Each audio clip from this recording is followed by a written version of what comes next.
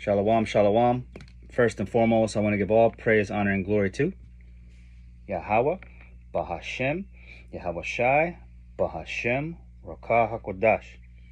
Double honors to the elders and bishops, a great millstone who teach and rule well. Salutations to the beloved prophets and brothers who continue to exhort the sheep in these last days.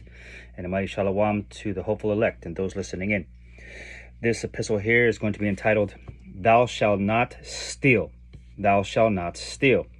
So, as simplistic of a command this might seem, there are many individuals who still continue to steal, take things in various ways that is considered a sin.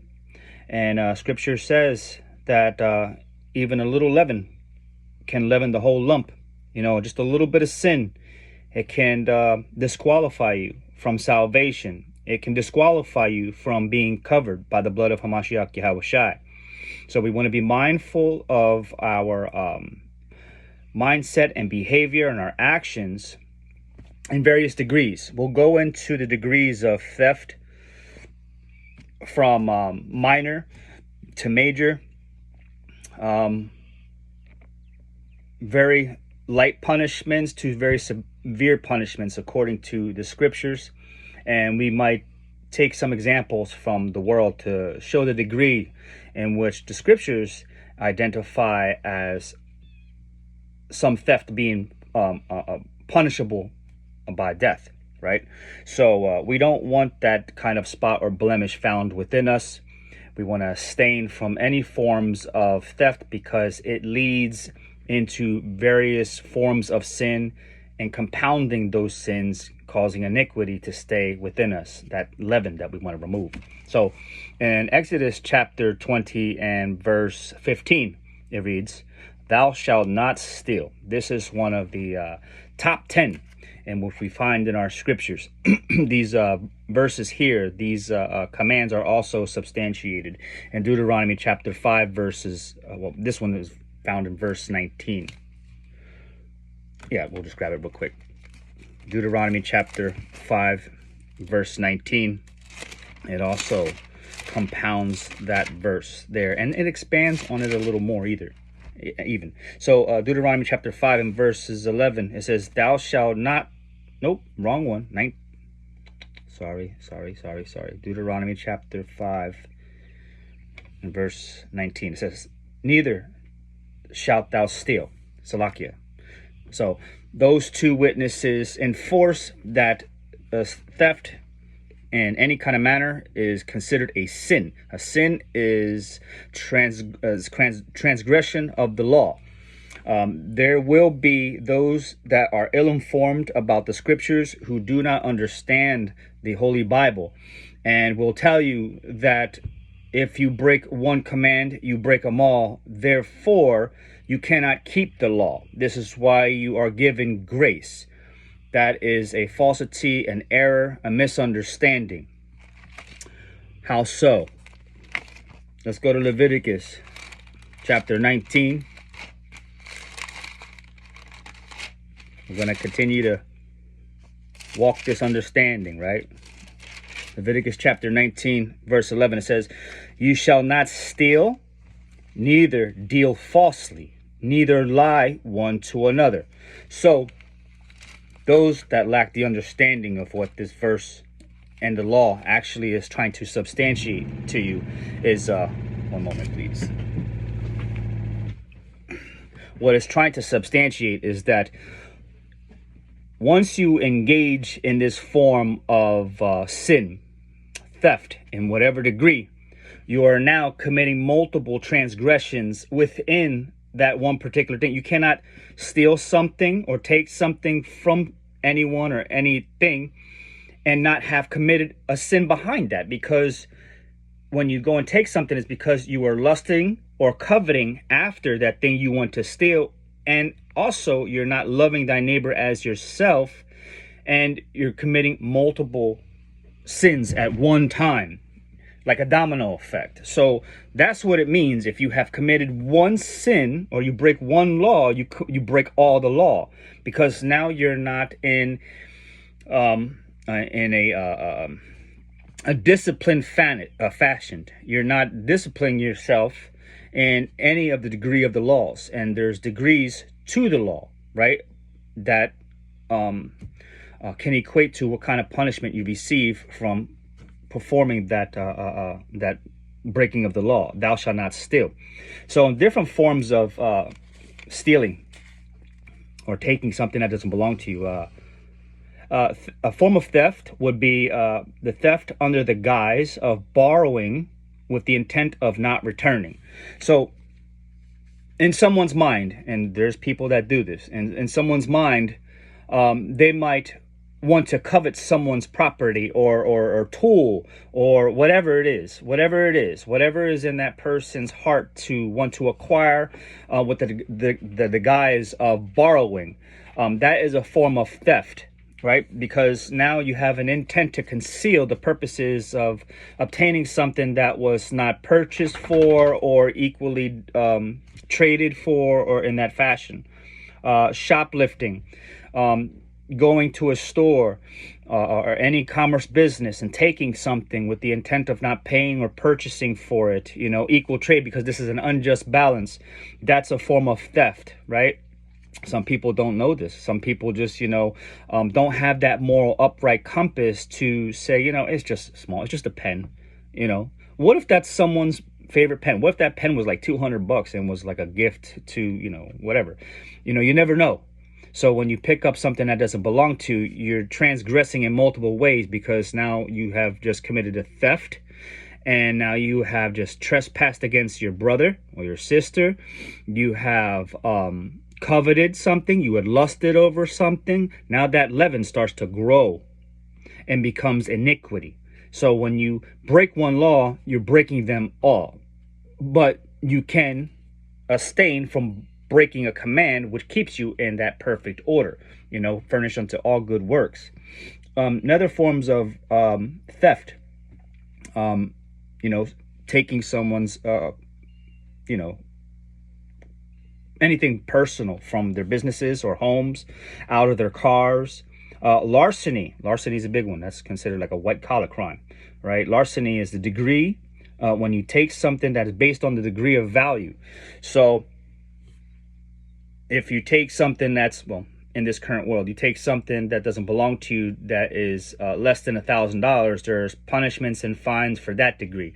If you go over $1,000 of whatever purchase value you have, now you're reaching in what is called federal transgressions, or breaking the federal laws, because now you're moving into felony charges, right? There's different degrees on how to punish that individual who continues to live in this fashion. Robbery is forced and a threat. Armed robbery, burglary, using weapons involved and stuff like that. So, and there's various degrees of theft and robbery and transgressions.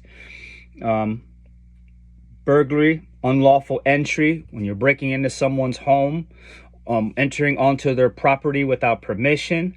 These are trespasses. You don't always have to engage in taking something that doesn't belong to you, but now you're walking in territory that might suggest that you have unlawful entry and trespassed, which is a form of theft and robbery, because now you're stealing peace from someone too. When you do that fashion, that's a form of theft. Embezzlement is like high collar crimes. When you steal funds, these are people that may work in corporate settings where they have access to personal funds of a citizen, a civilian. There's people that use bank systems to store up their finances in, and then there's that transaction happening behind closed doors where that person who does embezzle with the intent of stealing someone's whole life savings and so on and so forth. There's a degree in that. Now you're moving into felony areas, right? Identity theft is also considered a form of thievery and stealing, right? You are claiming to be someone that you're not.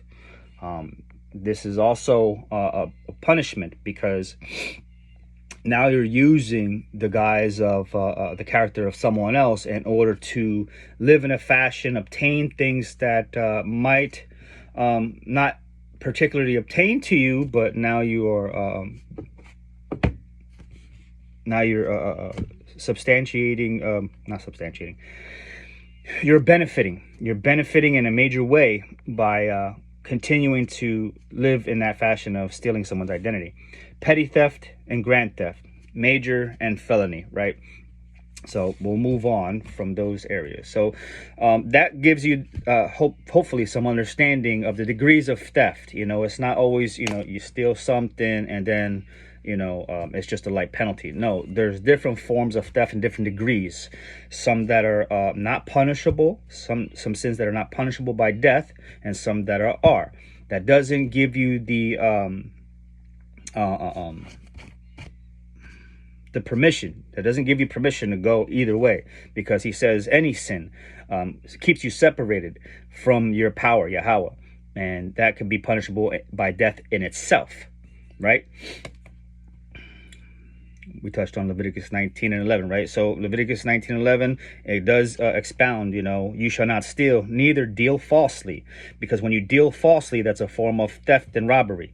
Unjust balance, neither lie one to another. So now that you are stealing, you're also committing a lie because you're not telling the truth, right?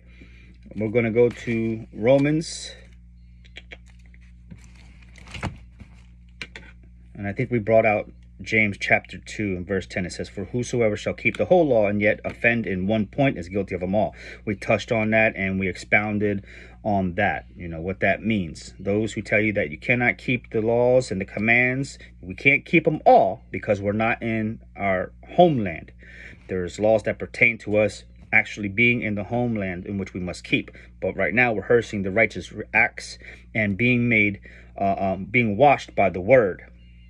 So that way we are not found with any kind of sin within us. Romans chapter 13.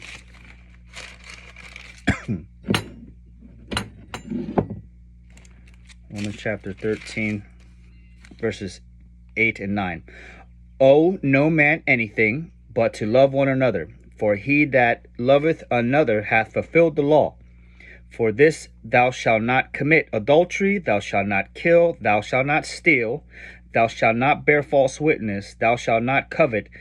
And if there be any other commandment, it is briefly comprehended it in this saying, namely, thou shalt love thy neighbor as thyself. So what does this mean right here? It is briefly comprehended in this saying, namely, thou shalt love thy neighbor as thyself. So when we read the 10 commandments, they are briefly gone over. This is not suggestive. This is touching on the commands. So in order to understand the full context of what he's saying in those commands, you have to go into the scriptures and expound on what it means, like we are expounding on now, as to where different degrees of theft, robbery, and such forth, right? We touched on stealing someone's peace. You know, when you bear false witness, you're stealing that person's peace, because now you're bringing all kind of calamity and chaos to that person. You know, these are different forms of theft. Thou shalt love thy neighbor as thyself. So when it says in the scriptures to uphold the law on these two laws, thou shalt love Yahweh your power with all your heart and all your mind, and the second is like it, love thy neighbor as thyself. With these two you have fulfilled the law. It doesn't mean you observe just those two. They are the chief commands, and in order to understand how you do those things, to do those two, you have to bring forth the understanding of keeping the law in certain degrees to enforce those two, because once you have done all these things on the bottom, you are now walking in those two chief royal laws, right? So there's no getting around this. You have to understand what is being said and bring forth the context to walk in it. Matthew 7. We're going to go to Matthew 7. Matthew 7 and 12.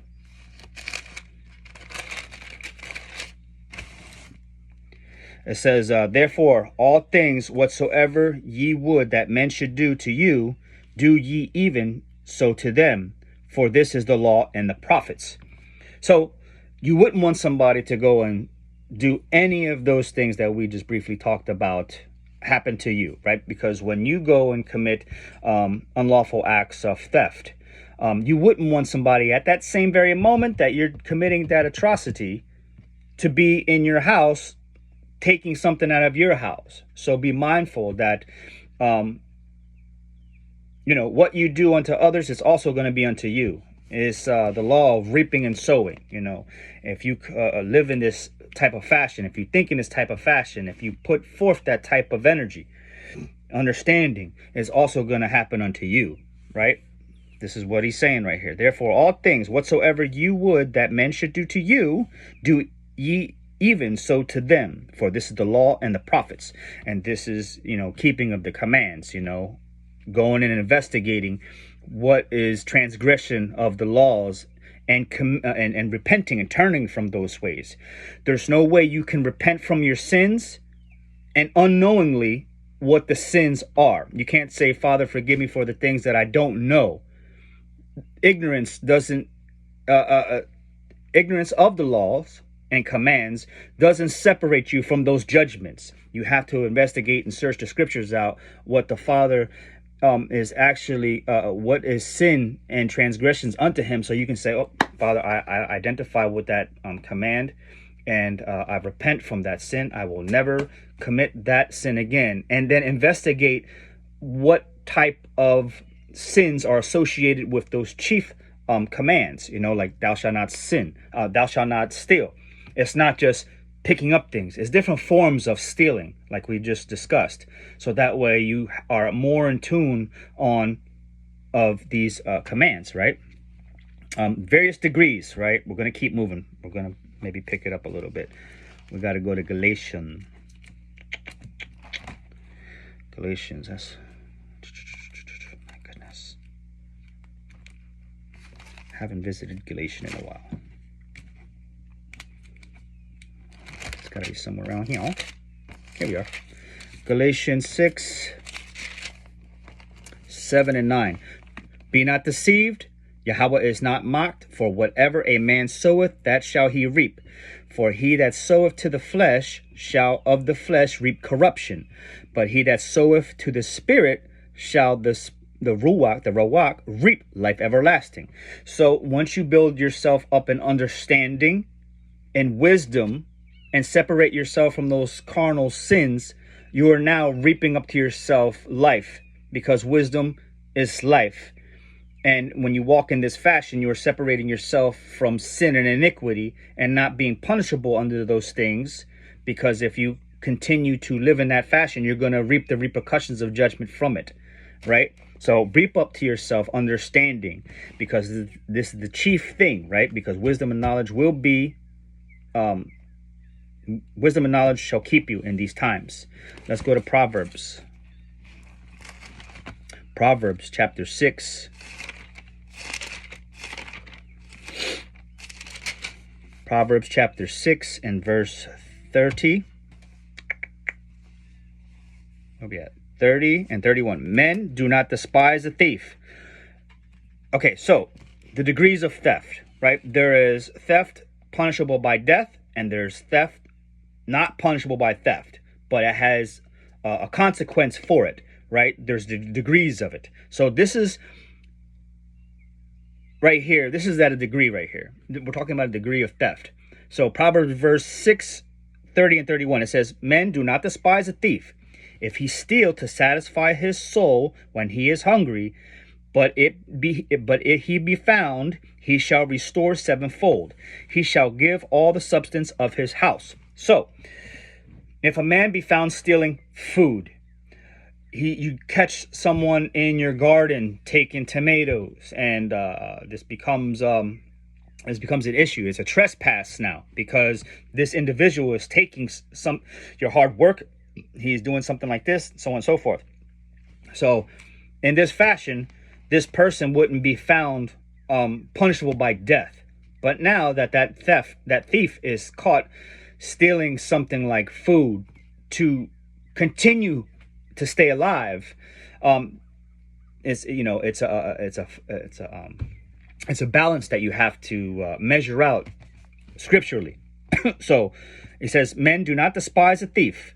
Don't off with his head. No, it says, if he steal to satisfy his soul when he is hungry, but if he be found, he shall restore sevenfold. He shall give all the substance of his house. Now, this person, whatever degree and whatever fashion, has to restore that trespass, that iniquity, that offense. It's an offense because now your trust is broken, and these things have to be amended in a certain fashion. If this person truly repents and wants to atone for that transgression and offense, that person must now show forth that he's willing or she's willing to make amends in that fashion. That doesn't mean you automatically start trusting that person because now they're walking in a way that substantiates that they're remorseful. No, it means that they have to atone for that. So by no means is a theft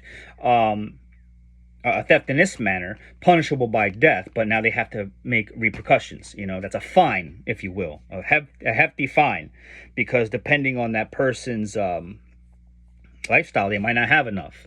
They might not have anything at all. And in that case, they have to now work it out, right? They have to work it out and make atonement for that. So Proverbs 10 and 2, it says, treasures of the wicked profit nothing, but righteousness delivers from much death. So no matter what form of theft thieves continue to heap up to themselves, they're only storing up wickedness. They're storing up a day of catastrophe and calamity for themselves because the Most High Yahweh is going to require it of them. By no means is any sin or any trespass going to be overlooked in any way. So as these wicked people, in whatever degree, from a lowly citizen to those who are sitting in power, it's going to be required of them. There's a degree that sin will not be punished by death, but will be given a stiff judgment for it. And then there's theft that's punishable by death. So when you move into degrees of felony and larceny, this now becomes more severe in the eyes of the Most High Yahweh Yahweh Shai. He will require it of you. Proverbs 10 and 2, it says, treasures of the wicked profit nothing, but the righteous deliver from much death. So when you start walking in righteousness and you exercise the commands and putting them on and think in a more upright way, you're separating yourselves from the iniquities of this world. You're not heaping up to yourself sin, because we want to remove that and purge that out. There's no honor amongst thieves. No honor amongst a thief. So Proverbs 21, 2 and 3, it says, every way of a man is right in his own eyes, but Yahweh pondereth the hearts. To do justice and judgment is more acceptable to Yahweh than sacrifice. Right. So you might find yourself, or anyone find themselves in a situation where, the only way out of that dilemma seems to be by causing a trespass in a manner of theft. I don't see a way that, I can keep up with the amount of burden I have of feeding, my flock or my animals or my fam, whatever it might be, whatever degree. And you might start pondering wicked ways to go and make those acquire those things, and in such manner, it says every way of a man is right in his own eyes, but Yahweh pondereth the hearts. Oh, the Most High, he will understand why I'm going to go rob this house and sell the components of that house to go and get those funds, so now I can go get food for my family. No, in any way that's considered an iniquity and a sin and multiple trespasses. He says, I will provide all things for you, and be happy. Just have joy in the things that you do have. Don't go and try to heap up to yourself a bunch of sin, because now you're going to lose it all. Let's go to Isaiah. Chapter 10. Right? So there's different forms of theft and iniquity. We touched on things like larceny. larceny and embezzlement, making misappropriation of funds and allocation, identity theft. We're touching on those things, right? So now we're moving up in degrees of do not steal. Thou shalt not steal. So it says, woe unto them that decree unrighteous decrees, and they that write grievousness, which they have prescribed. These are those that sit in seats of principalities and high authorities, who write out laws that do not benefit the overall being of the kingdom and the citizens that live in it. They write grievousness. This is a form of iniquity, and causes theft, which ultimately could lead to death on both parties, right? Because when you start writing grievous laws that stifle the well-being of the poor, that can cause the citizens in your kingdom to ultimately perish, because they don't have the funds to continue to live in the most basic manner, but now they're forced to commit iniquity.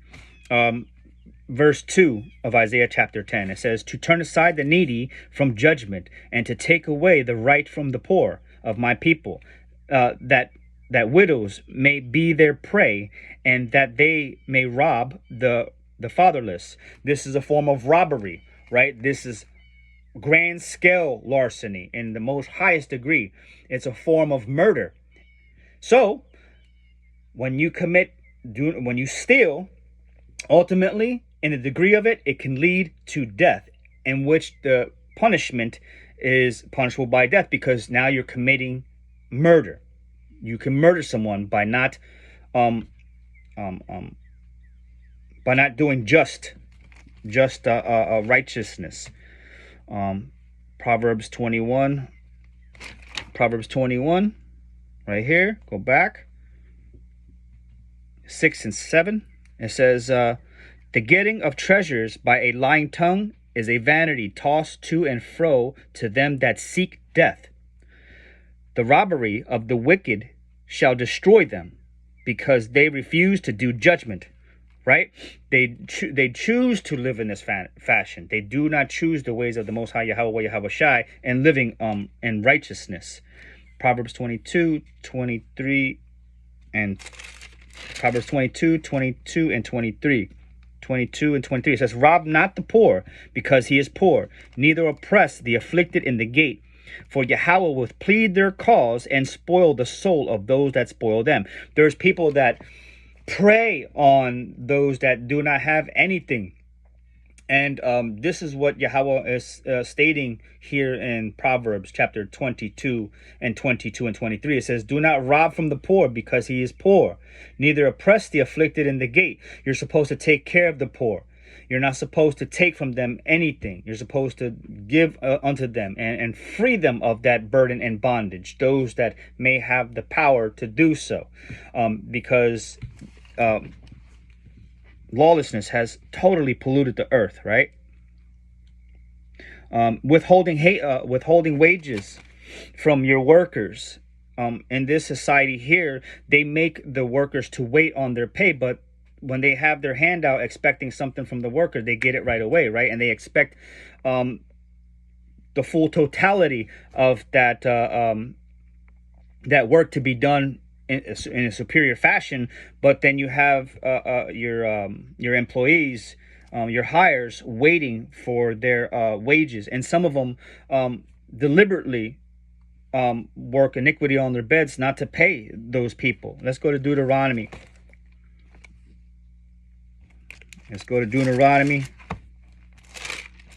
Chapter 24.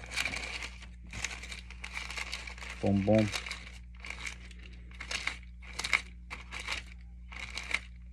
Deuteronomy chapter 24, verses 12. Verses 12 to 14, it says, and if the man of poor, wait, let me state that again. Deuteronomy chapter 24, verses 12 on down. It says, and if the man be poor, and thou shalt not sleep with his pledge, in any case thou shalt not deliver him the pledge again when the sun goeth down, that he may sleep on his own raiment, and bless thee. and it shall be righteousness unto thee before Yahweh your Elohim. So if someone does a work for you, you should immediately pay them upon them, upon you receiving services. If you call an electrician to come wire some circuits in your house, a plumber to fix a repair, and you do not pay that person right away. In some cases, they expect payment up front because of the way the economy is and the trust is not built up upon, new clients and such. So you call me over to wire some circuits and such fashion, and you don't pay me right away. That could be an issue because I could be depending on that day's wage to go and pay a late fee that I might have, or pay my rent that needs to be paid that night, or get some formula medicine for my baby that's sick at home. So when you hold wages in that fashion and then you tax it on top of that, these are ways of committing murder in the eyes of Yahweh Shai, because now you're stifling the progress and the life of said individual. We'll grab some context for that in a second. We're going down to 14. We read that. Verse 14 of Deuteronomy chapter 24 says, "Thou shalt not oppress a hired servant that is poor and needy, whether he be of thy brethren or of thy strangers that are in the land within thy gates." Right? So those are the 12 tribes of Yasharallah. If any of the 12 tribes come to do work on your property, this law has to be upheld to the highest degree. And there's different degrees for how we function within the nation of Yasharallah, the 12 tribes, and the laws have different degrees of how we do business with the other nations. In any fashion, there's no theft involved. Right? There's no theft of any kind involved, because that is iniquity and that is sin. We'll go to Leviticus 19. I think we touched on Leviticus 19. We'll just look back real quick. Leviticus 19.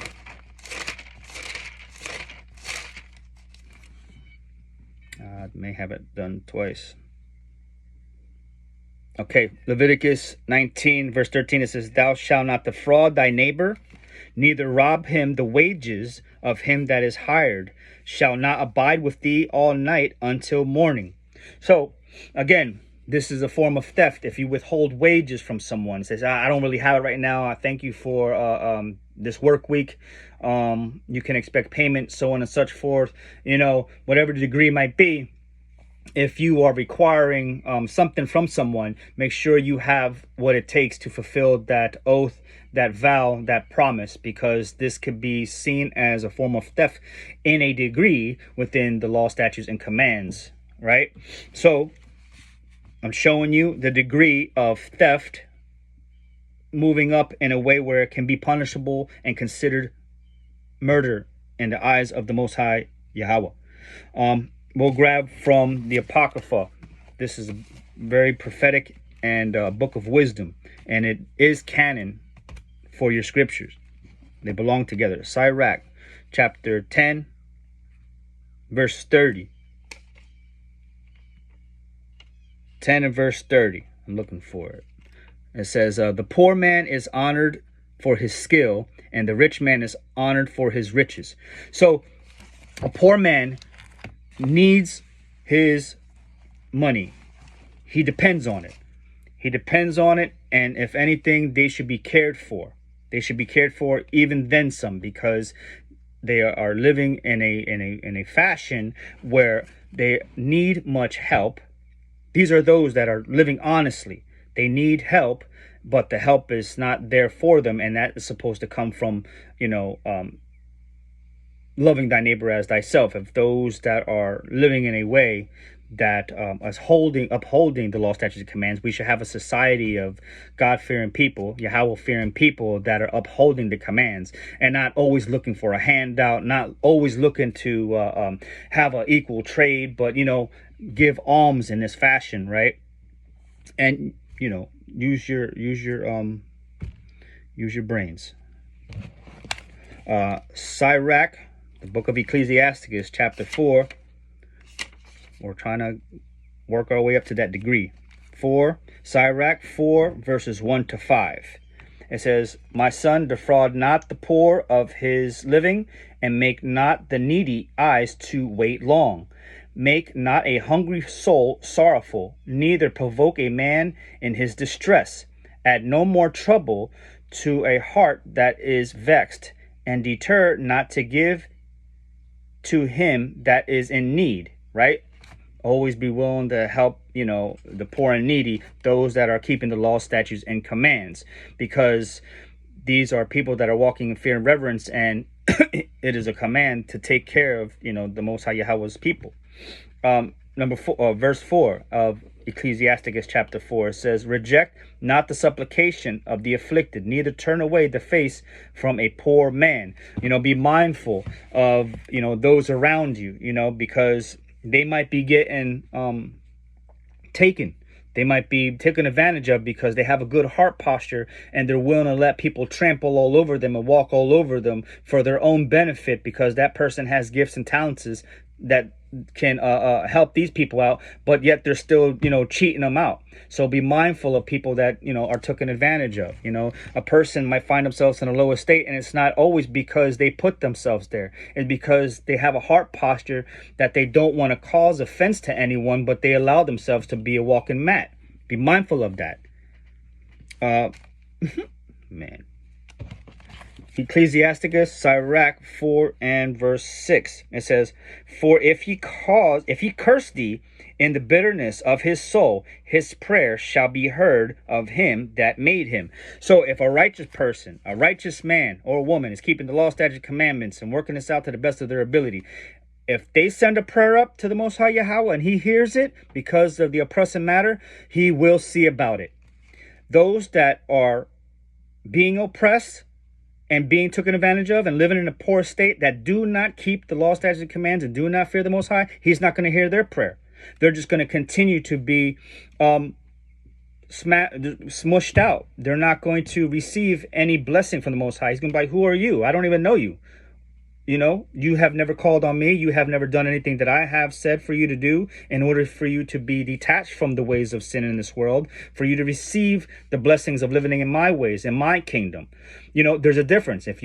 There's a blessing, that comes with keeping the law, statutes, and commands. Not saying that we're under them, but once you start walking in them and practicing them, now you're given the faith and the hope that you may receive help in the times of your need. Same book, verse 31. Gotta find that. Boom. Let not thine hand be stretched out to receive, and shut when thou shouldest repay. Be mindful of those who only want to use a poor for their well-being and benefit. They prey on them. They prey on them, and they don't have it in their mind to want to give. They're quick to have their hand out, but not quick to, respond in like manner.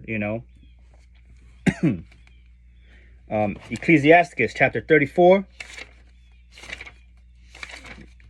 Ecclesiasticus or Sirach chapter 34.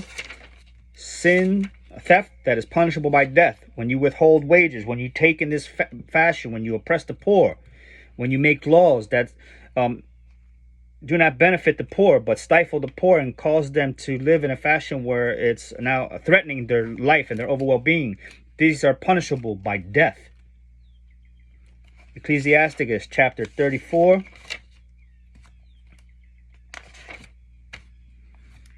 Verse 21. 34, 21, and 22. The bread of the needy is their life. He that defraudeth him thereof is a man of blood. He that taketh away his neighbor's living slayeth him, and he that defraudeth the laborer of his hire is a bloodshedder. So, in the eyes of the Most High Yahweh Shai, theft in various degrees that lead up to a manner where it's stifling someone's living and well-being is considered a form of death, because now he's calling them a bloodshedder. And if you're quick to shed blood, the sword will pursue you. Judgments will pursue you until you are utterly destroyed if thou shalt not repent. Deuteronomy chapter 24. Another form of theft punishable by death. Deuteronomy chapter 24. Right? Deuteronomy chapter 24 and verse 7. If a man be found stealing any of his brethren of the children of Israel, and maketh merchandise of him, or selleth him, that thief shall die, and thou shalt not put away evil from among you.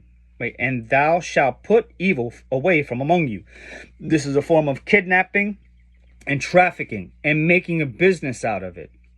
When the children of Israel went into captivity and were kidnapped off of their land and put into a land for the purposes of fulfilling prophecy and having heavy burden and labor put upon them, that was only to be for a period of time. But the nation of Esau, Edom, has kept the children of Yasharallah, the 12 tribes of Israel, continued to push hard labor and bondage and stifle them by any means, and further the affliction by murdering them and killing them and devising wicked laws to keep them imprisoned and oppressed. This is why Yahweh Shai has to come and free us out of this bondage. This is a form of theft and robbery from the Most High Yahweh, because he considers gold and silver vessels fit for honor, not dishonor.